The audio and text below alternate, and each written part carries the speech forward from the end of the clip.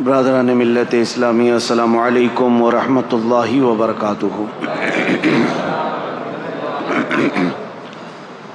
الحمد للہ الحنان المنان الذي خلق الانسان وعلمه البيان، والصلاة والسلام على رسوله سید الانس والجان وعلى آلہ واصحابہ ذوی الخیر والإحسان، اما بعد فاعوذ باللہ من الشیطان الرجیم، بسم اللہ الرحمن الرحیم۔ ان الدین عند اللہ الاسلام، وقال اللہ تعالی فی مقام آخر، ومن يبتغ غیر الاسلام دینا فلن يقبل منه وهو في الآخرة من الخاسرین، صدق اللہ مولانا العظیم۔ بارگاہ رسالت معاب صلی اللہ تعالی علیہ وسلم میں درود پاک کا ہدیہ پیش کریں۔ اللہم صلی علی سیدنا و مولانا محمد معدن الجود والکرم وآلہ واصحابہ الکرام وابنہ الکریم وبارک وسلم صلاة دائمة سرمدا ابدا۔ عزیزان گرامی وقار، اسلامی نیا سال شروع ہو چکا ہے۔ آج پہلا دن گزرا اور وہ بہار کی موسم جس میں اہل سنت و جماعت کا یہ طرح امتیاز ہے، ہمارا ایک دستور رہا ہے، محرم کے ان دنوں میں ہم اپنے اسلاف کی قربانیوں کو یاد کرتے ہیں،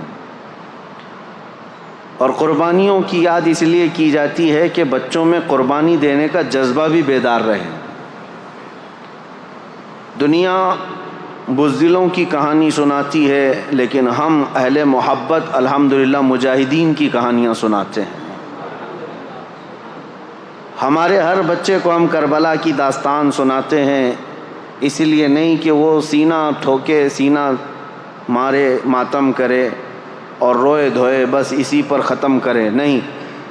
حسین اعظم کی داستان کربلا ہم اس لیے سناتے ہیں کہ بجھا ہوا دل بھی ہو تو وہ زندہ میدان میں آ جائے، وہ مجاہد بن جائے۔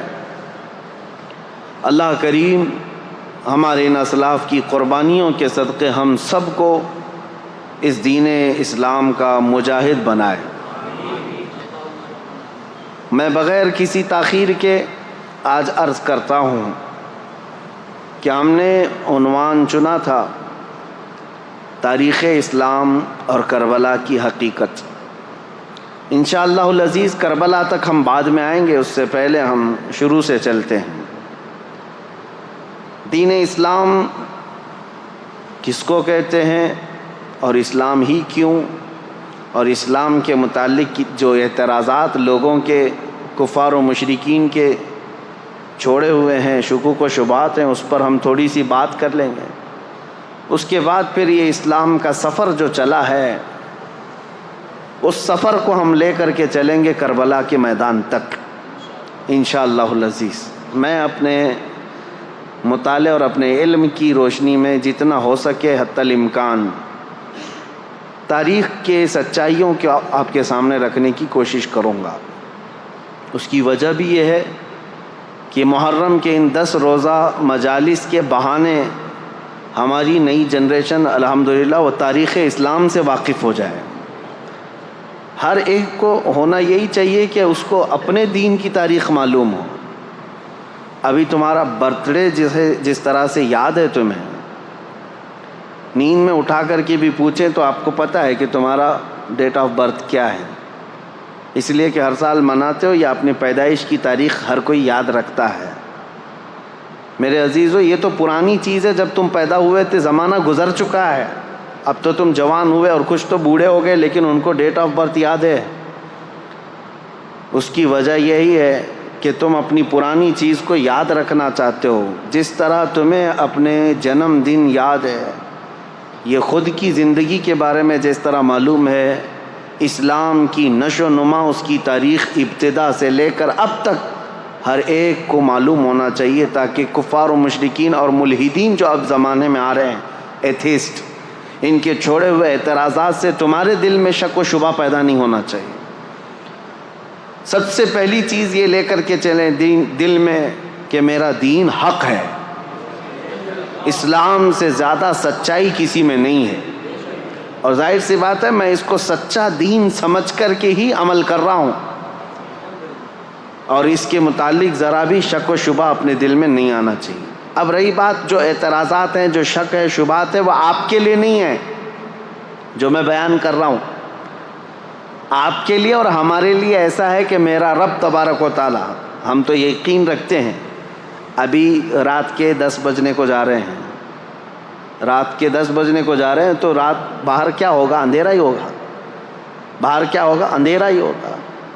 سورج کے نکلنے میں ابھی کافی ٹائم باقی ہو سکتا ہے، ابھی 8-10 گھنٹے 12 گھنٹے، ابھی تقریباً 8 گھنٹے کے بعد ہو سکتا ہے سورج نکلے، لیکن بحیثیت مسلمان ہمارا عقیدہ یہ ہے کہ مولا تبارک و تعالیٰ اگر چاہے تو ابھی 1 منٹ میں نہیں 1 سیکنڈ میں سورج کو پھر سے طلوع کر سکتا ہے۔ یہ ایمان کی مضبوطی، یہ یقین کے ساتھ ہم ہیں۔ یہ عقیدہ میں آپ کے لیے نہیں بیان کر رہا ہوں، اسلام کے متعلق ان ظالم کتوں کے لیے جو ہمہ وقت اسلام کے خلاف بھونکتے رہتے ہیں، یا پھر شکوک و شبہات ڈالتے رہتے ہیں میڈیا میں بیٹھ کر کے یا پھر ہمارے ماحول میں، اور سیدھا سادہ مسلمان یہ سوچنے لگتا ہے کیا ایسا بھی ہے میرے دین میں؟ اسی لیے میرے عزیزو، ان کی جانب سے 1000 شک و شبہات آئیں، لیکن تمہارا دین حق ہے، اس پر تمہیں یقین کامل ہونا چاہیے، اس وقت تک تم مومن نہیں ہو۔ یہ تو چند ٹکے کے خریدے ہوئے لوگ ہیں جو آج سوالات کر کر کے تمہارے دلوں میں شک پیدا کرتے ہوں۔ کل کو اگر دجال تمہارے سامنے آئے اور وہ یہ کہے میں خدا ہوں، تم کہو گے نہیں تم خدا نہیں ہو سکتے، تم سے سوال کرے گا پھر خدا کون ہے؟ تم کہو گے خدا وہ ہے جو آسمان سے بارش نازل کرتا ہے، وہ کہے گا کہ ابھی میں بارش برسا کر کے دکھاتا ہوں، بارش برسائے گا۔ تمہاری دلیل تو ختم ہو گئی نا۔ تم کیا دعویٰ کیے تھے کہ اللہ وہ ہے جو آسمان سے بارش نازل کرتا ہے، فوراً اس نے بارش برسا کر کے دکھا دیا۔ ہو سکتا ہے اس کے بعد بھی تم انکار کر دو کہ نہیں میں نہیں مانتا اس چیز کو۔ پھر وہ پوچھے گا پھر خدا کس کو مانتے ہو تم کہو گے میں خدا اس کو مانتا ہوں جو موت بھی دیتا ہے اور حیات بھی دیتا ہے۔ وہ دجال اپنے سامنے ہی ایک آدمی کو مار ڈالے گا اور پھر مرے ہوئے آدمی کو دوبارہ زندہ کر کے کھڑا کرے گا، کہا لو میں نے کر دیا۔ تمہارا دعویٰ تو یہی تھا کہ خدا وہ ہے جو زندگی دیتا ہے اور موت دیتا ہے، میں نے تو دے دیا، تمہارے آنکھوں کے سامنے دیا ہے۔ عزیزان گرامی وقار، اس سے بھی بڑی بڑی چیزیں وہ کر کے دکھائے گا۔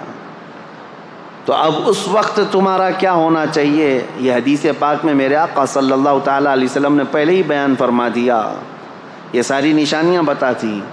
یہ آج چند ٹکوں کے خریدے ہوئے لوگوں کے چھوڑے ہوئے اعتراضات پر تم ڈاواں ڈول ہو جاتے ہو۔ تمہارا ایمان تو اتنا مضبوط ہونا چاہیے کہ میری آنکھوں کے سامنے بھی اگر کوئی بارش نازل کر کے دکھا دے، مرے ہوئے کو زندہ کر کے دکھا دے، تب بھی میں اس کو خدا تسلیم نہیں کر سکتا، میرا خدا تو صرف اللہ رب العالمین ہے۔ اتنا یقین رکھو کہ ظاہری حالات دیکھ کر کے تمہیں ڈاواں ڈول نہیں ہونا ہے، ورنہ ہزاروں کی تعداد میں صرف دجال کے پیچھے ہی کافر ہو جائیں گے۔ آج میں اس مضبوطی کے ساتھ تمہارے سامنے آیا ہوں کہ تمہارے دلوں میں اسلام اور تمہارے ایمان کی دولت اتنی راسخ ہو جائے، اتنی مضبوط ہو جائے کہ یہ چھوڑے ہوئے اعتراضات اور شکوک و شبہات سے تم ڈگمگ نہیں ہونا، کبھی ادھر ادھر تزلزل کے شکار نہ ہو۔ سب سے پہلی چیز، اسلام کی تاریخ پر ہم آج گفتگو کر رہے ہیں، تو اسلام ایک دین کیا ہوتا ہے؟ فطرت ہے انسان کے اندر، وہ کسی نہ کسی دین سے وابستہ ہے۔ یہ جو ایتھیسٹ اپنے آپ کو کہتے ہیں نا، ہم کسی بھی دین کو نہیں مانتے، ہم کسی بھی دین کو نہیں مانتے، کچھ لوگ ہیں ایتھیسٹ جن کو ہم ملحد کہتے ہیں، اور ہندی میں جو ہے ناستک کہتے ہیں، جو کسی خدا کو نہیں مانتے، کسی دھرم کو نہیں مانتے۔ میں چیلنج کے ساتھ کہتا ہوں کہ وہ ثابت کر کے دکھائے، دنیا میں جی کر کے دکھائے کہ وہ کسی بھی دین پر نہیں چلتا، اس کا چلنا پھرنا اٹھنا بیٹھنا کچھ نہ کچھ قوانین ایسے ہیں جو کسی نہ کسی دین سے ملتے جلتے ہیں، خود سے کچھ نہیں کرتا، کسی دین سے ہی لیا ہوا ہے۔ بس یہ ہے کہ گالیاں دیتا ہے دین کو لیکن عمل کرتا ہے۔ کوئی انسان دھرتی پر ایسا نہیں ہے جس کے دل کے اندر فطرت میں یہ نہ ہو کہ وہ کسی نہ کسی دین سے تعلق رکھتا ہے۔ دین سے تعلق رکھنا یہ انسان کی فطرت میں شامل ہے، پیدائشی ہے۔ اور سب سے پہلا دین جو اس دھرتی پر آیا ہے وہ وہی ہوگا جو پہلے انسان کے ساتھ آیا ہوگا۔ اگر ہم بعد میں آئے ہیں اور بعد کے ہوں گے ہم ایک نیا دین لے کر کے آئے ہیں تو ہم کو اس کو ڈیفائن کرنے کے لیے، اس کو لوگوں کے سامنے اچھی طرح سے ایکسپلین کرنے کے لیے الگ الگ دلیلیں لانی پڑتی۔ ہم تو کہہ رہے ہیں روئے زمین پر پہلا انسان جو آیا، وہ جو دین لے کر کے آیا تھا وہ دین اسلام ہی تھا، وہ دین اسلام۔ اب اسلام کا سفر اس دن سے چل رہا ہے جس دن انسان نے دھرتی پر قدم رکھا ہے۔ سیدنا آدم علی نبینا علیہ الصلاۃ والتسلیم۔ دین ایک ہے، عقیدہ ایک ہے۔ 1,24,000 کم و بیش نبی اس دنیا میں آئے، سب کا عقیدہ ایک، دین ایک، بس شریعتیں بدلتی رہیں گی، لا چینج ہوتے رہیں۔ لا کے چینج ہونے سے پورے دین اور عقیدے کے چینج ہونا یہ ضروری نہیں ہوتا۔ آدم علیہ السلام کا عقیدہ کیا تھا؟ اللہ ایک ہے۔ نوح علیہ السلام کا عقیدہ کیا تھا؟ اللہ۔ ابراہیم علیہ السلام، اسماعیل علیہ السلام کا عقیدہ کیا تھا؟ اللہ۔ سب نبیوں کا عقیدے میں کوئی فرق نہیں ہے، عقیدے میں کوئی فرق نہیں۔ سارے نبیوں کا عقیدہ تھا فرشتے موجود ہیں، سارے نبیوں کا ایمان تھا، عقیدہ تھا کہ قیامت کا دن قائم ہونے والا ہے، آخرت پر سب ان معاملات میں کوئی فرق نہیں۔ دین اسلام کی جو بنیاد ہے وہ آدم علیہ السلام سے ہے۔ اب لا جو ہیں، لا کہتے ہیں قوانین انسانوں کے جیسے جیسے بدلتے جاتے ہیں حالات، قانون بدلتے جاتے ہیں۔ ارے میاں ہم تو ابھی 10 سال کے اندر اتنے امینڈمنٹ دیکھ چکے پارلیمنٹ کے اندر۔ قانون امینڈمنٹ کیا ہوتا ہے؟ یہ سنشودھن جو ابھی لا کر کے پوری ہندوستان کو نچایا گیا کہ ہم اس میں ترمیم لا رہے ہیں۔ ترمیم کہتے ہیں قانون جو پہلے سے بنا ہوا ہے اس میں رد و بدل کیا جاتا ہے، پہلے یہ تھا اب یہ ہے۔ یہ ہر ملک میں ہر پارلیمنٹ میں ہوتا ہے، چند سالوں کے بعد انسانوں کے یہ جو بل پاس ہوتے ہیں کیا ہوتے ہیں؟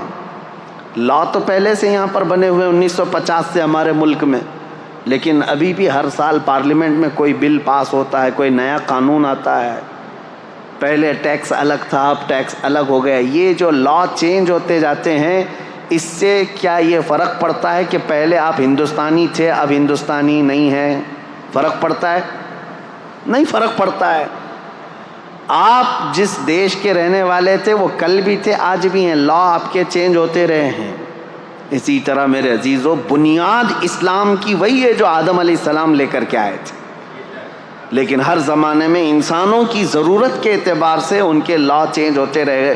آدم علیہ السلام کی شریعت میں کچھ مسئلے الگ تھے، نوح علیہ السلام کی شریعت میں کچھ مسئلے الگ تھے، لیکن کسی بھی نبی کی شریعت میں یہ نہیں تھا کہ تم گائے کی پوجا کر سکتے ہو، تم بندر کی پوجا کر سکتے ہو۔ پھر کسی نبی کے اس میں آ گیا ہو کہ نہیں یہ فلاں کی پوجا کر سکتے ہو، نہیں، آدم علیہ السلام سے لے کر میرے نبی تک عبادت صرف اللہ رب العالمین کی، ایک خدا کی عبادت ہوتی رہی، اس میں کوئی فرق نہیں۔ تو اب میں تاریخ اسلام جو بتا رہا ہوں تو فخر سے کہو میرا دین وہی ہے جو دنیا کی شروع سے لے کر آج تک موجود ہے۔ جس دن آدم علیہ السلام روئے زمین پر آئے اسی دن اسلام بھی ساتھ میں آیا ہے، اسلام اسی دن ساتھ میں آیا۔ اب یہاں پر باتیں آتی ہیں کہ وہ دھرم بہت پرانا ہے، یہ دھرم بہت پرانا ہے، ان کو تو یہ تک پتہ ہی نہیں ہے۔ کبھی کہتے ہیں 50 لاکھ سال پرانا ہے، کبھی کہتے ہیں کوئی 40 لاکھ سال پرانا ہے۔ یہ اٹکل پچو ہے، دنیا 1 لاکھ سال پرانی ہے یا نہیں یہ ثابت نہیں کر پائیں گے۔ دنیا کو قائم ہوئے یعنی آدم علیہ السلام کو اس روئے زمین پر آئے ہوئے اور اب تک کتنا سال گزرا، یہ اب تک یہ بتا نہ سکیں گے کہ 1 لاکھ سال گزرے ہیں کہ 2 لاکھ، لیکن اٹکل پچو مارے جاتے ہیں کہ ہمارا جو ماننے والا عقیدہ ہے یہ 50 لاکھ پرانا ہے۔ 50 لاکھ بولو، خیالی تو ہے پورا دھرم، تو 50 لاکھ بولو، 50 کروڑ بولو، سب چلے گا، کوئی مسئلہ ہی نہیں ہے، کیونکہ کہانی ہے، جتنا بھی بول لو چلے گا۔ ریئلٹی کیا ہے، حقیقت کیا ہے، تو پھر آپ کو ہم تاریخ کے حساب سے بتائیں گے میرا دین اس دن سے ہے جس دن آدم علیہ السلام زمین پر تشریف لائے۔ اب ان کے متعلق ایسا نہیں ہے کہ صرف دین اسلام ہی بولتا ہے، عیسائیوں کی کتابوں میں بھی آدم علیہ السلام کا ذکر ہے، یہودیوں کی کتابوں میں بھی آدم علیہ السلام کا ذکر ہے، یہ دنیا کے بڑے بڑے جو مذاہب مانے جاتے ہیں، دین مانے جاتے ہیں، ان سب میں بھی آدم علیہ السلام کا ذکر موجود ہے، اس کا انکار نہیں کر سکتے۔ آج دنیا میں جتنے ریلیجینز پائے جاتے ہیں، یہ میری اسپیشل اسٹڈی رہی ہے پہلے، یہ اور بات ہے کہ تقریباً اب کتابوں سے پڑھنے سے تعلق ختم ہو کر کے بھی 10-12 سال گزر گئے ہیں، لیکن ہماری اسپیشل اسٹڈی اسی پر ہوتی تھی، تقابل ادیان، دنیا کے جو بڑے بڑے دین ہیں ان کی خصوصیت کیا ہے، ان کے اندر موجود کیا کیا ہے۔ اس طرح سے اگر میں فرق کر کے بتاؤں تو سب سے زیادہ میجورٹی میں، اگر پوری دنیا میں 100 دین پائے جا رہے ہیں، 100 دین اگر پائے جا رہے ہیں تو اس میں سے 85 سے 90 دین صرف ہندوستان میں ہیں، باقی پوری دنیا میں، یعنی پرسنٹیج کے اعتبار سے سب سے زیادہ الگ الگ دھرم کو ماننے والے یہ صرف بر صغیر میں پائے جاتے ہیں، باقی پوری دنیا ایک طرح ہے، الگ ہے۔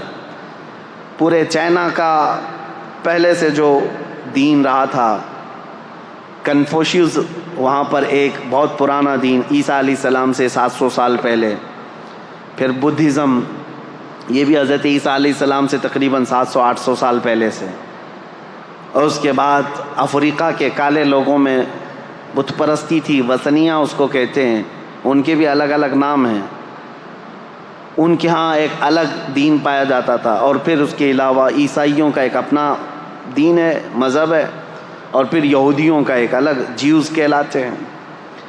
اس طرح سے یہ پوری دنیا کے ہو گئے، اور پھر ہم ہندوستان میں آتے ہیں تو ہندو، جن کے دھرم کا اصل شبد جو ہے سناتن ہے، ہندو قوم کو یہ کہتے ہیں، حالانکہ ان کے دھرم کا نام نہیں ہے۔ اب اس میں بھی بہت سارے الگ شعبے ہیں۔ جین یہ کہتے ہیں کہ ہم ہندو نہیں ہیں، سناتنی نہیں ہیں۔ سناتن میں بھی جو ہے آریہ سماج ایک الگ ہے، وہ کچھ کتابوں کو نہیں مانتے، یہ کچھ کتابوں کو نہیں مانتے، ان میں فرق ہے الگ الگ۔ لیکن بہرحال ایک تاریخ میں آپ کو بتا رہا ہوں ان ادیان کی، یہ اس لیے میں بتا رہا ہوں کہ ان میں سے ہر ایک کا دعویٰ ہے کہ ہم اسلام سے پرانے ہیں، اس لیے مجھے بتانا پڑ رہا ہے۔ یہودی جیوز یہ کہتے ہیں کہ ہم تو بہت پرانے ہیں، ابراہیم خلیل اللہ علیہ الصلوۃ والتسلیم کے بیٹے حضرت اسحاق علیہ السلام سے لے کر کے یعقوب علیہ السلام کے 12 بیٹے تھے، ان میں بڑے بیٹے کا نام یہودا تھا، وہاں سے یہودی ہیں، ان کی اپنی ایک تاریخ ہے۔ کرسچین جو ہیں عیسائی، یہ حضرت عیسیٰ علیہ السلام کے پیروکار ہیں، دنیا میں آج ان کی سب سے زیادہ تعداد مانی جاتی ہے، میجورٹی ہے۔ اور اس کے علاوہ جو سناتنی ہیں، آریہ سماج ہیں، یہ تو تاریخ بتاتے بھی نہیں، یہ یہودی تو تاریخ بتاتے ہیں کہ عیسیٰ علیہ السلام سے اتنے سال پہلے کے تھے۔ بدھزم کے جو لوگ ہیں، بدھسٹ، ان کے بھی یہاں تاریخ ہے، گوتم بدھ کے پیدائش کی تاریخ یا ان کے زمانے سے وہ لوگ ہیں۔ اور جو چائنا میں کنفوشیوس تھے، ان کی بھی ایک تاریخ ہے، یہ سب کی ایک تاریخ ہے، لیکن ہندوؤں کے ہاں سیدھے 50 لاکھ سال پہلے کی تاریخ ہے۔ اب وہ ہم کو تو نہیں معلوم 50 لاکھ سال پہلے یا 60 لاکھ سال پہلے، بہرحال۔ لیکن میں یہ ساری باتیں اس لیے کہہ رہا ہوں کہ ان سب کا دعویٰ ہے کہ اسلام سے ہم پہلے ہیں، اور اسلام کو یہ لوگ یہ سمجھتے ہیں کہ محمد عربی صلی اللہ تعالیٰ علیہ وسلم کے بعد پوری دنیا میں لایا گیا۔ دیکھیں، استعمال کے طور پر ہم یہ بات کہتے ہیں، نبی کریم صلی اللہ تعالیٰ علیہ وسلم نے یقیناً اسلام کو پوری دنیا میں پھیلایا، بلکہ یہ حقیقی رسول میرے آقا صلی اللہ تعالی وسلم اسلام کے خاتم ہیں، آخری رسول ہیں، دین حضور پر آ کر کمپلیٹ ہو گیا، لیکن دین اسلام کا لفظ قرآن پاک میں موجود ہے۔ حضرت موسیٰ علیہ السلام نے بھی فرمایا، جن کی ترجمانی اللہ تبارک و تعالیٰ نے قرآن میں فرمایا ہے کہ موسیٰ علیہ السلام نے فرمایا وَأَنَا أَوَّلُ الْمُسْلِمِينَ، میں سب سے پہلا مسلمان ہوں گا۔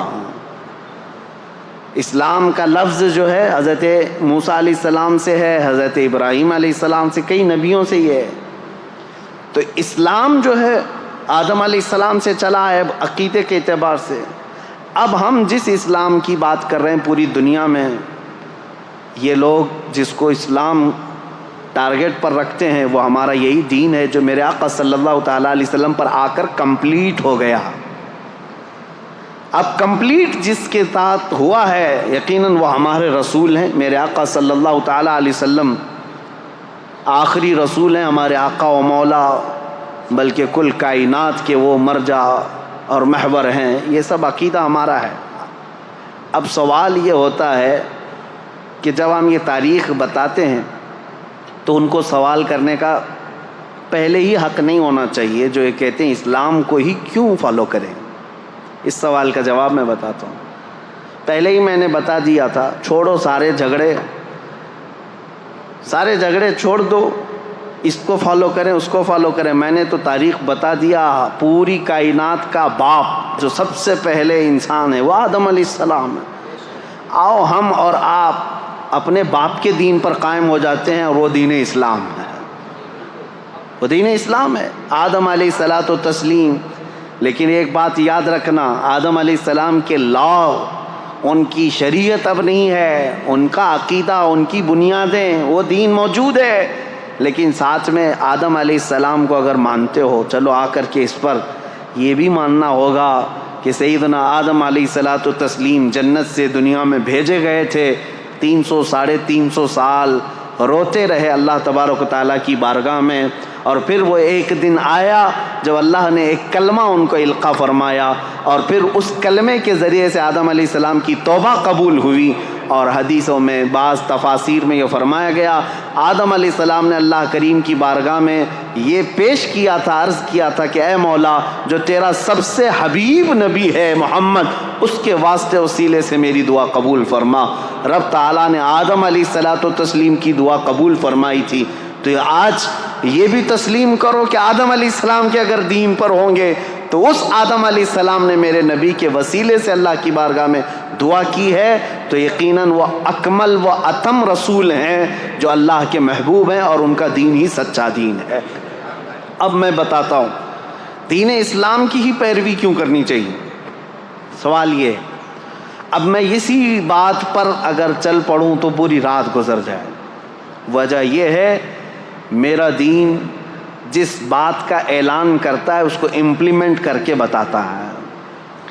دین اسلام میں کسی شوشے میں کمی نہیں ہے۔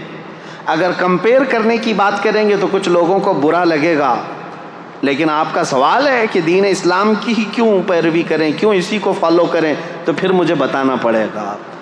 دین اسلام کو فالو کرنے کے لیے اس لیے کہ پورے حیات کا اگر نظام تمہیں چاہیے اپنے جینے کا تو صرف اسلام ہی دیتا ہے، صرف اسلام دیتا ہے۔ یہ میرا چیلنج ہے، جینے کا سلیقہ صرف اگر تم چاہتے ہو تو جینے کے سلیقے میں یہ صرف یہ نہیں آتا چار دیواری کے اندر جینا، انسان کے جینے کے سلیقے میں اس کی تجارت بھی آتی ہے، اس کی شادی بیاہ بھی آتے ہیں، اس کے پڑوسی بھی آتے ہیں، اس کا بازار بھی آتا ہے، اس کا بزنس بھی آتا ہے، حتیٰ کہ اس کا حکومت کرنا، اس کا وزیر بننا، سپاہی بننا، یہ ساری چیزیں جینے کے حقوق میں آتے ہیں۔ اور ہر شوشے پر اسلام تمہیں پورا چیپٹر عطا کرتا ہے، ایک مسئلہ نہیں، پورا چیپٹر ہے۔ تم اگر وقت کے بادشاہ ہو تو بھی اسلام تمہیں پابند بنا کر کے دکھائے گا۔ تم اگر کرسی عدالت پر بیٹھے ہو قاضی تو پورا باب موجود ہے، تمہیں فالو کرنا پڑے گا۔ تم اگر کسی اسکول کے ٹیچر ہو تو اسلام تمہیں اس کے بھی اسلوب بتائے گا۔ آج میرے عزیزو میں آپ کو بتاؤں، 1400 سال پہلے جب لا تھے ہی نہیں، بادشاہوں کے رول چلتے تھے، بادشاہوں کے قانون چلتے تھے۔ جو بادشاہ کے وہ رات میں خواب آ گیا وہ صبح قانون بن گیا۔ نہ پارلیمنٹ میں پاس کرانے کی ضرورت تھی، کچھ نہیں، بادشاہ کہہ دیا آج سے یہ قانون وہ قانون۔ اسلام نے سب سے پہلے یہ دنیا میں قوانین پیش کیے کہ نہیں، حکومت بھی چلے گی تو لا کے ذریعے سے چلے گی، اور اس لا کے اندر وقت کا خلیفہ بھی داخل ہوگا، وہ بھی شامل ہوگا، قانون اس کے اوپر بھی ہوں گے، کسی ایک کے اوپر نہیں ہے۔ کئی مرتبہ ایسا ہوا ہے میرے عزیزو، خلفائے راشدین سے افضل اس امت کے صحابہ میں سے لے کر آخری زمانے تک کوئی نہیں ہے۔ نبیوں کے بعد خلفائے راشدین سب سے افضل لوگ ہیں، لیکن کئی مرتبہ ایسا ہوا ہے کہ حضرت عمر فاروق رضی اللہ تعالیٰ، حضرت علی کرم اللہ وجہہ الکریم عدالت میں حاضر ہوئے ہیں قاضی کے سامنے، وہ خلیفہ ہوتے ہوئے بھی عدالت میں حاضر ہوئے ہیں، نہ قاضی نے ان کے خلیفہ ہونے کا وہ کیا کہ وقت کا خلیفہ آیا ہے، نائب رسول ہیں، صحابی رسول ہیں، ان کی فضیلتوں میں کیا کیا حدیثیں نہیں آئی ہیں، لیکن وقت کا قاضی عدالت کے منصب پر جب بیٹھا ہے تو وہ نظریں تک نہیں اٹھاتا کہ مسئلہ فیصلے کا ہے، عدالت کا ہے۔ عزیزان گرامی وقار، اسلام کی یہ خوبیاں ہیں جس کی وجہ سے ہم کہتے ہیں فالو کرنے کے لائق صرف اسلام ہے۔ یہ دین مکمل ہے، انکمپلیٹ نہیں ہے، کمپلیٹ دین ہے۔ لاؤ تم زندگی کا جو بھی شعبہ، میں بتاتا ہوں اسلام کے ذریعے سے اس کے متعلق کیا حل ہے۔ کہیں دوسری جگہ ہم نے دیکھا ہے یا تو عورتوں کے حقوق نہیں ملتے ہیں، کہیں بچوں کے حقوق نہیں ملتے، کہیں شادی کے مسائل نہیں ملتے، کہیں تجارت کے مسائل نہیں ملتے، کہیں جرائم کے متعلق باتیں نہیں ملتی۔ آج میں آپ کو بتاؤں اسلام کی خوبیاں۔ ایک ڈاکٹر ہے امریکن، وہ ابھی اسلام قبول کر چکی ہیں، لیڈی ڈاکٹر ہے، انہوں نے کہا میں نے بہت پڑھائی کی، دیکھا بہت سارا فرق یہ ہے کہ برائیوں سے ہر دین روکتا ہے، ہر مذہب روکتا ہے، بلکہ آج کے قوانین بھی روکتے ہیں، لیکن ان کے اندر دگلا پن ہے۔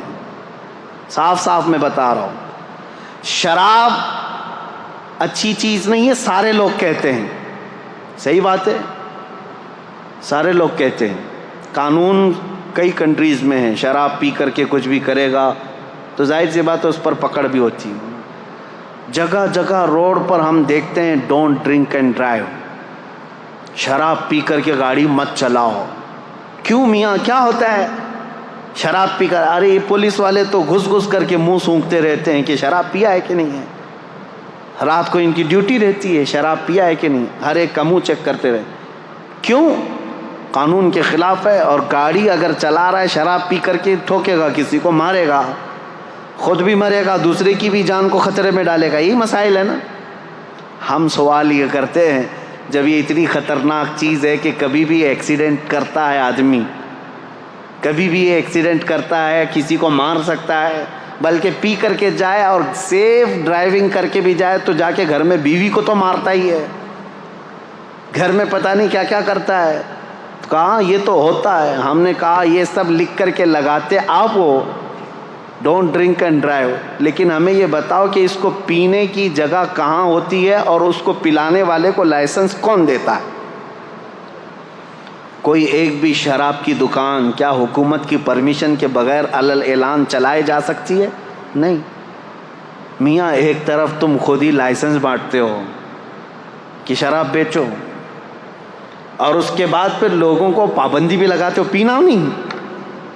یہ دغلا پن، اس کو ایک امریکن ڈاکٹر نے کہا میں نے دنیا بھر میں یہ دیکھا، اب آؤ اسلام میں۔ میرے آقا صلی اللہ تعالیٰ علیہ وسلم نے جب شراب کی حرمت کا حکم فرمایا کہ شراب حرام ہو گئی تو ایک قبیلہ حضور کے پاس آیا تھا، انہوں نے پوچھا اے اللہ کے نبی صلی اللہ علیہ وسلم آپ ہمیں کن کن چیزوں سے روکتے ہیں؟ میرے آقا صلی اللہ تعالیٰ علیہ وسلم نے 4 چیزوں سے ان کو منع کیا تھا۔ وہ 4 چیزیں کیا تھیں بتاؤں میں آپ کو؟ یہ صحیح حدیث ہے، بخاری شریف میں موجود ہے۔ نبی کریم صلی اللہ تعالیٰ علیہ وسلم نے فرمایا جو 4 آلے ہوتے تھے شراب پینے کے، کوئی ایک کدو کو کاٹ کر کے بیچ میں سے اس کا پورا ایک مٹکا بنا دیتے تھے، اور ایک لکڑی کا گلاس ہوا کرتا تھا، یا پھر ایک پرانے زمانے میں کسی پھل کا ایک برتن بنایا جاتا تھا، اس میں شراب ڈال کر کے لوگ پیتے تھے تو نشہ زیادہ آتا تھا، اور عربوں کے یہاں 50-50 سال پرانی شراب پی جاتی تھی۔ نبی کریم صلی اللہ تعالیٰ علیہ وسلم نے شراب کے حرام ہونے کا حکم تو دیا، ساتھ میں یہ فرمایا وہ مٹکا بھی توڑو، وہ گلاس بھی توڑو، اور وہ برتن بھی توڑو، ان سب چیزوں کو ختم کرو۔ اب کبھی حکمت سوچو میرے عزیزو، شراب حرام ہو گئی، یہ پیالے کیوں حرام ہوئے؟ اس لیے کہ ان پیالوں کو دیکھ کر پینے والے کو پھر سے وہ شراب کی یاد نہ آ جائے۔ اسلام جڑ پر انگلی رکھتا ہے، اسلام بنیاد پر انگلی رکھتا ہے، یہ نہیں کہ اب تم پی کر کے آؤ تو بعد میں دیکھیں گے علاج کیا جائے گا۔ آج اسلام کی خوبیوں کے بارے میں، عصمت دری کے معاملات کتنے تیزی سے بڑھے ہیں پتہ ہے؟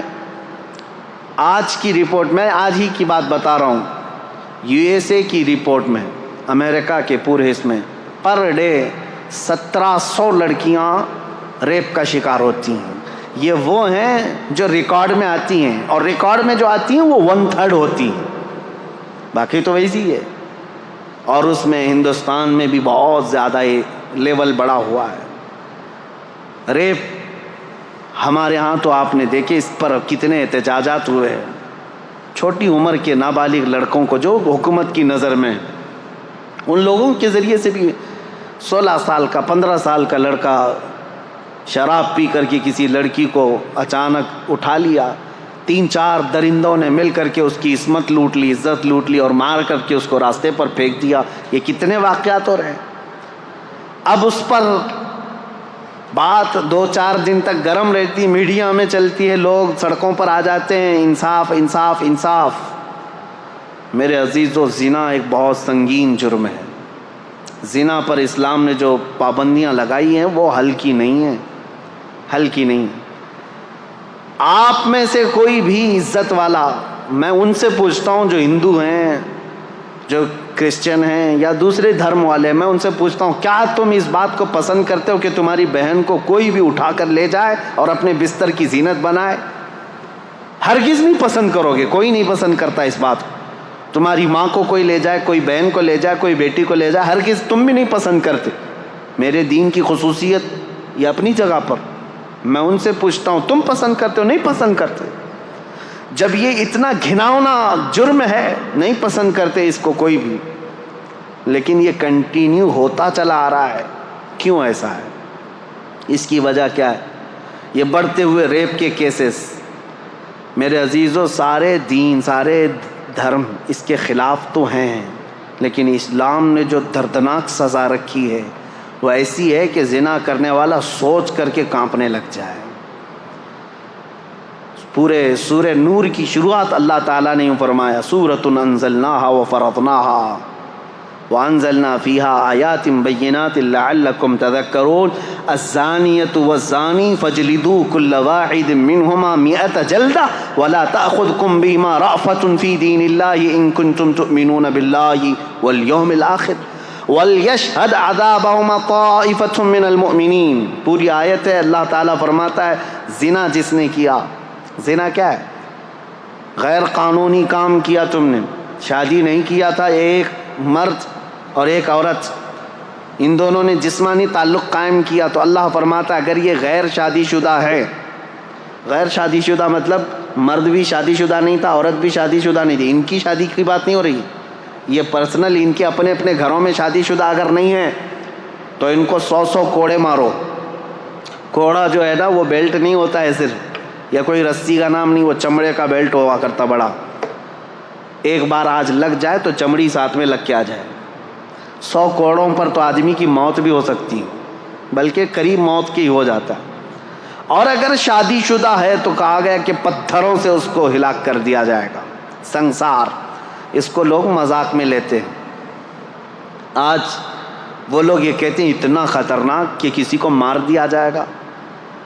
ہم نے ان سے پوچھا جن کی بیٹیوں کا ریپ ہوا ہے، ان سے پوچھو، معلوم کرو، تو وہ کہتے ہیں نہیں، جو ریپسٹ ہے وہ اگر ہمارے ہاتھ میں آ جائے تو اس کو جلا دیں، اس کو کاٹ دیں، اس کو مار دیں گے ہم۔ یہی فرق ہے تمہارے میں۔ اسلام ہر بیٹی کو اپنی بیٹی کی عزت دیتا ہے۔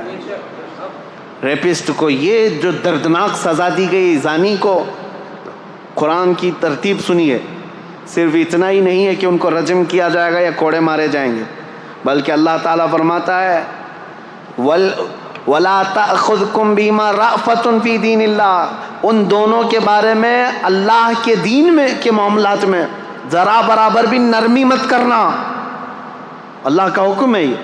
اور پھر اس کے آگے تیسرا حکم یہ ہے وَلْيَشْهَدْ عَذَابَهُمَا طَائِفَةٌ مِّنَ الْمُؤْمِنِينَ، ایسا نہیں کہ تنہائی میں کہیں کسی روم میں لے جا کر کے مار دو ان دونوں کو، اللہ فرما رہا ہے ان کی سزا پر سارے مومنوں کو جمع کرو، سب کے سامنے سزا ہوگی۔ یہ سزا اتنی دردناک ہوتی ہے میرے عزیزوں کہ انسان سوچنے سے بھی کانپنے لگ جاتا ہے۔ یہی تو وجہ تھی کہ اسلام نے جڑ پر پابندی لگائی۔ اب میں آپ کو بتاتا ہوں یہ بڑا گناہ ہے، بڑی سزا ہے، وہاں تک پہنچے ہی کیوں، ہم سزا دیں ہی کیوں اتنی بڑی، اور یہ آدمی وہاں تک جائے ہی کیوں، زنا ہوتا ہی کیوں ہے، زنا تک پہنچتا ہی کیوں ہے؟ اس کے لیے اب میں اسلام کی خصوصیت بتاتا ہوں۔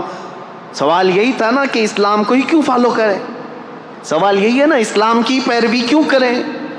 اب سنو، تم تو اب زنا کے بعد ہو سکتا ہے قانون لگاؤ گے، ریپسٹ کے لیے یہ ہے 10 سال کی سزا، 18 سال کی سزا، کسی کے ہاں 14 سال کی سزا، نابالغ بچی کے ساتھ ہو جائے تو اس کو عمر قید کی سزا۔ سزاؤں کا نفاذ یہ تو بعد میں ہوگا، اور تم تو یہ پہلے سے سوچ رہے ہو یہ کر کے آئے گا تب یہ سزا ہوگی۔ اسلام کیا کہتا ہے وَقُلْ لِلْمُؤْمِنِينَ يَغُضُّوا مِنْ أَبْصَارِهِمْ، اے محبوب اپنے غلاموں سے فرما دیں اپنی نگاہیں نیچی رکھیں، زنا تک جاتے ہی کیوں؟ وَلَا تَقْرَبُوا الزِّنَا إِنَّهُ كَانَ فَاحِشَةً، اللہ فرماتا ہے زنا کے قریب بھی مت جاؤ، وہ بہت بڑی بے حیائی۔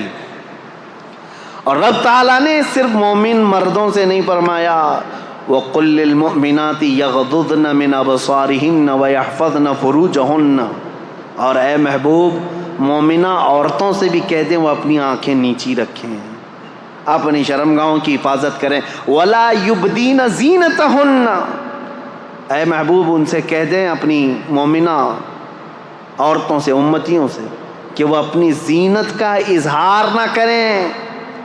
یہ قرآن کا حکم ہے۔ عورت اپنی زینت کا اظہار کس کے پاس کر سکتی؟ الا لبعولتہن، اپنے شوہروں کے پاس، او آبائہن، اپنے باپ کے پاس۔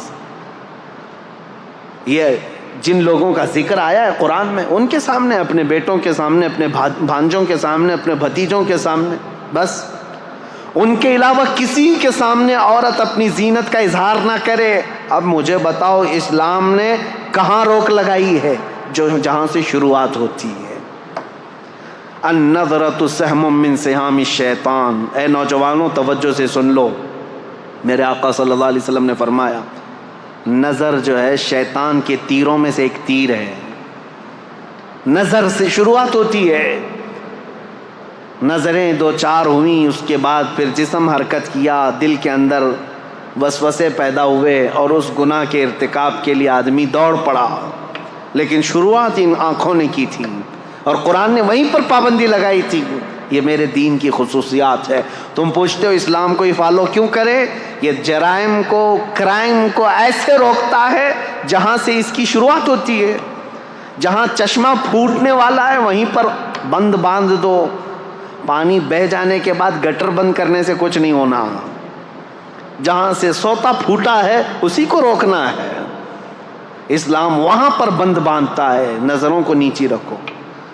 چوری پھر بھی گھٹتی نہیں آج، چوری کا آپ یہ دیکھیں ریشو تو کم نہیں ہوا ہے، بڑھتا ہی جا رہا ہے۔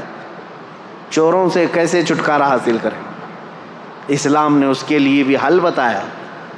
چور جو چوری کرتا ہے ضرورت کے تحت ہوتا ہے، شروع میں ایسا ہی ہوتا ہے کہ اس کو غربت چوری پر لے آتی ہے، اس کی ضرورت جو ہے چوری پر لے آتی ہے، یا تو گھر میں کوئی چیز کی کمی۔ شروع کی بات، پیشہ ور چور کی بات الگ ہے، جس کا پیشہ بن گیا، عادت بن گئی، وہ بعد میں ہوتا ہے، لیکن سٹارٹنگ چور کیسے کرتا ہے؟ اس کی ضرورت اسے چوری پر لاتی ہے۔ اسلام نے اس کے لیے سب سے پہلے سزا مقرر نہیں فرمائی، بلکہ پہلے سارے مسلمانوں پر زکوٰۃ کا نظام نافذ کیا۔ زکوٰۃ کا نظام ایسا نافذ کیا، امپلیمنٹ کیا ہے کہ تم میں سے ہر کوئی اپنے مال کا 2.5% نکالے۔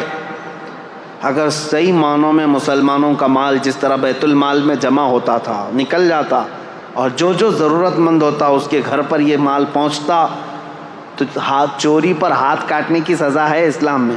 ہاتھ کاٹنا بعد میں ہوتا, چوری کرنا بعد میں ہوتا. جب اس کی ضرورت پوری ہو رہی ہوتی تو چوری کا خیال بھی دل میں نہیں آتا. ابتدا یہاں سے. آج یہ طوائف کے اڈے جو چلنے لگ گئے ان کو بھی باضابطہ لائسنس ملتا ہے.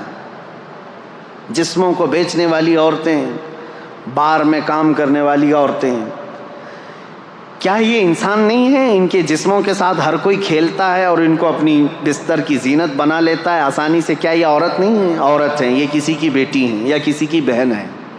لیکن یہ بازار میں کیوں آئی؟ بازار میں ان کو کون لے کر کے آیا؟ ہو سکتا ہے کچھ مجبوراً یا ظلم و زبردستی کے ساتھ لائی گئی ہوں گی, لیکن موسٹلی اس میں غربت اور ضرورت نے ان کو وہاں تک پہنچایا یا پھر شہوت نے وہاں تک پہنچایا. یہیں پر میں آج آپ کو بتاتا ہوں اسلام میں تعدد ازواج کا مسئلہ کیوں رکھا گیا, ایک سے زیادہ بیویاں کرنے کی اجازت کیوں دی گئی. اگر میں یہ بھی ریشو بتاؤں, پرسنٹیج بتاؤں, تو آپ جا کر کے مطالعہ کر کے دیکھ لینا. امریکہ میں آج کی تعداد میں مردوں سے 70 لاکھ عورتیں زیادہ ہیں. یو کے میں 40 لاکھ کے قریب مردوں سے عورتیں زیادہ ہیں. تعداد کاؤنٹنگ کی بات کر رہا ہوں, مردم شماری میں. رشیا میں بھی تقریباً 50 سے 60 لاکھ کے قریب عورتیں زیادہ ہیں. موسٹلی پوری دنیا میں اگر عورتوں کی تعداد اور مردوں کی تعداد کو کاؤنٹ کیا جائے تو اس میں عورتوں کی تعداد کئی لاکھ گنا زیادہ ہے. یہ جو بھونکتے رہتے ہیں اسلام 4 بیویاں کرنے کی اجازت دیا, اب یہ سول کوڈ ان کو اسی لیے سب سے زیادہ وہ ہے. ہندوؤں کے لیے قانون بنا ہوا ہے یہاں پہ کہ وہ ایک سے زیادہ شادی نہیں کر سکتے. ہندو میرج ایکٹ کے اندر دوسری شادی کرنا ان کے لیے غیر قانونی ہے. اور مسلمانوں کے لیے مسلم میرج ایکٹ کے اندر ہے کہ وہ دوسری شادی کر سکتا ہے. ہمارے یہاں اجازت تھی. میرے عزیزو, یہ زور زبردستی نہیں. جب لا بن رہے تھے انڈیا کے تب یہ دونوں کے دھرم کو سامنے رکھ کر کے ہی بنایا گیا تھا. ہندوؤں کے بھی بڑے بڑے لوگوں سے یہ پوچھا گیا تھا کہ تمہارے اندر یہ پروویژن ہونا چاہیے کہ دوسری کرنے کی. نہ نہ نہ نہ نہ, یہ تو پاپ ہے. تو ٹھیک ہے, پاپ ہے تو قانون بنا کر کے رکھا گیا کہ دوسری شادی اس میں نہیں ہونا چاہیے. مسلمانوں میں نہیں, جائز ہے. 4 تک کی اجازت ہے. کھلا رکھا گیا, اوپن رکھا گیا. ایک رپورٹ ہمارے پاس یہ بھی ہے 71 سے لے کر 91 تک, 1971 سے 1991 تک کی یہ 20 سال کی رپورٹ کے اندر ہندوستان میں سروے کی ہوئی ایک رپورٹ موجود ہے جس میں ڈبل شادی کرنے والوں کی تعداد سب سے زیادہ ہندوؤں کی ہے, جبکہ اللیگل ہے. ٹھیک ہے, میں ابھی آتا ہوں. ہمارے یہاں لیگل ہے. سول کوڈ اسی لیے لانا چاہ رہے ہیں بیچارے کہ ان کو ایک سے زیادہ نہیں کرنا پڑتا. مسلمانوں کے اوپر بھی یہی قانون آنا چاہیے, ایک ہی قانون ہو جو سب کے لیے چل رہا ہے. اب مسلمان بھی دوسری نہ کریں. اور حیرت کی بات ہے وہ لوگ قانون لا رہے ہیں جن کی ایک بھی نہیں ہے. قانون سول کوڈ کی بات سب سے زیادہ وہی کر رہے ہیں جن کے نہ بچے ہیں نہ بیوی ہے. خیر, آج ہمارا ٹاپک نہیں ہے. اب یہ تعدد ازواج کا جو مسئلہ اسلام میں ہے, میں کیوں رکھ رہا ہوں ایک سے زیادہ شادی. مجھے بتاؤ سب سے زیادہ موت کی تعداد عورتوں سے بڑھ کر کے مردوں کی ہے. یہ ریئل فیکٹ جو بات ہے میں آپ کو بتا رہا ہوں, سائنٹیفک بات کر رہا ہوں. جو بچپن میں بیماریاں ہوتی ہیں بچوں کو, اس میں اکثر جو مر جاتے ہیں وہ لڑکے مرتے ہیں, لڑکیاں نہیں. ان کے اندر ڈیفنس کی طاقت ہے. اور جوانی کے بعد بھی جنگیں جو ہوتی ہیں اس میں لڑکیاں جنگ کرنے نہیں جاتی تھی, مرد ہی جاتے تھے. فوج میں سپاہیوں میں لڑکے شامل ہوتے تھے. اور جنگوں میں سب سے زیادہ مردوں کی موت ہوتی تھی. تو بچتے کون ہیں گھروں میں؟ عورتیں بچتی ہیں. مردوں کی شرح اموات زیادہ ہے عورتوں سے. مرد مرتے بھی زیادہ ہیں, پیدا بھی کم ہو رہے ہیں, عورتوں کی تعداد زیادہ ہے. اب مجھے بتاؤ صرف USA میں اگر 70 لاکھ عورتیں زیادہ ہیں، ہر مرد وہاں شادی کر بھی لیا، پہلے تو کرتے نہیں، اگر ہر مرد کر بھی لیا تب بھی 70 لاکھ عورتیں بچتی ہیں۔ ان میں سے 1/3 جو مردوں کی تعداد ہے، جس کی تعداد تقریباً 2.5 کروڑ ہوتی ہے، وہ لوگ ہومو سیکسول ہیں۔ USA کی بات کر رہا ہوں، تو شادی کرنا ہی نہیں چاہتے۔ تو اب جو عورتیں بچ جاتی ہیں، مجھے یہ بتاؤ، ان عورتوں کو زندگی گزارنے کے لیے کسی مرد کا سہارا اگر نہیں ملتا ہے تو کیا وہ بازار میں نہیں آئیں گی؟ کیا وہ اپنے خواہشات کی تکمیل کے لیے یہ راستہ نہیں ڈھونڈیں گی؟ میرے عزیزو، اسلام نے واجب نہیں کیا ہے 4 شادیاں کرنا، ایک دروازہ رکھا ہے، ایک دروازہ رکھا ہے۔ کیا واجب ہے دوسری شادی کرنا؟ یہاں اسلام نے ایک تمہارے لیے سہولت کا دروازہ رکھا ہے، اس پر ان کو اتنا واویلا ہے، لیکن حقیقت میں یہ ریئل لائف کے اندر آؤ کہ دنیا میں ہو کیا رہا ہے۔ ان عورتوں کو بھی انصاف دلانا ہے جو بغیر کسی شوہر کے پوری زندگی گزار کے چلی جاتی ہیں۔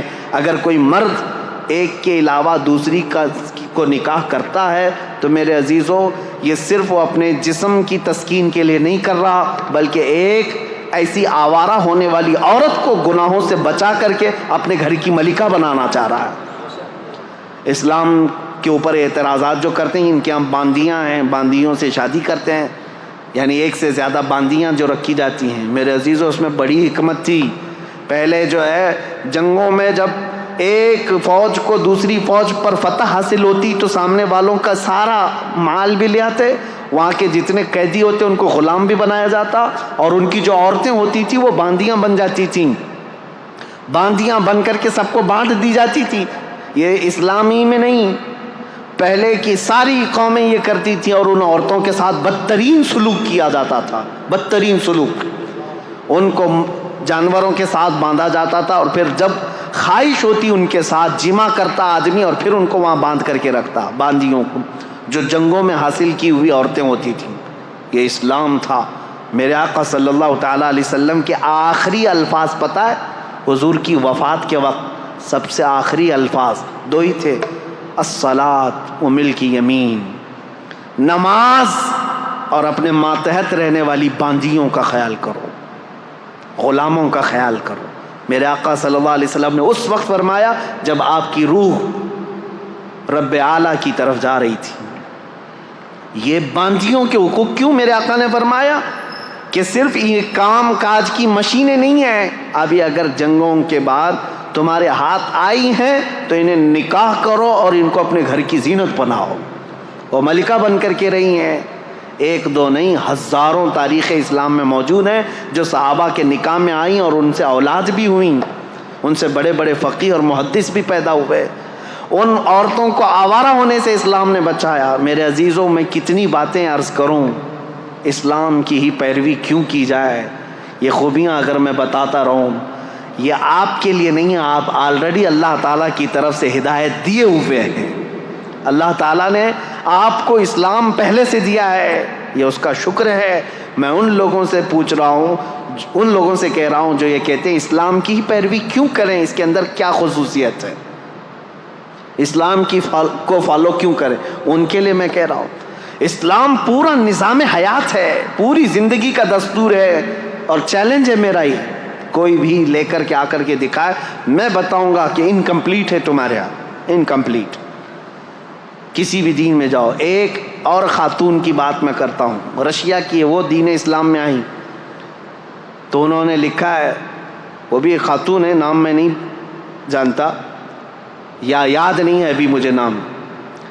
انہوں نے کہا کہ میں دین اسلام میں داخل ہوئی، لوگ یہ پوچھتے ہیں سبب کیا تھا، وہ کہتی ہیں کہ اس طرح سوال کرنا بھی میں اس کو غلط سمجھتی ہوں کہ اسلام کی اتنی بڑی عظمت کے لیے یہ سوال ہونا ہی نہیں چاہیے، کوئی اسلام میں آ رہا ہے تو کس وجہ سے آیا۔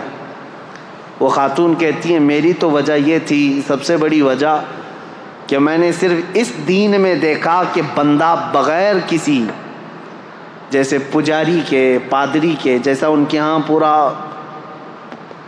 تسلط قائم ہے، حکومت قائم ہے کہ ان کے علاوہ کچھ ہو نہیں سکتا، بابائیت، پاپائیت جس کو کہتے تھے، وہ کہتی ہے صرف دین اسلام ایسا ہے جس میں بندہ تنہا بھی اگر چاہے تو اللہ سے قریب ہو جاتا ہے.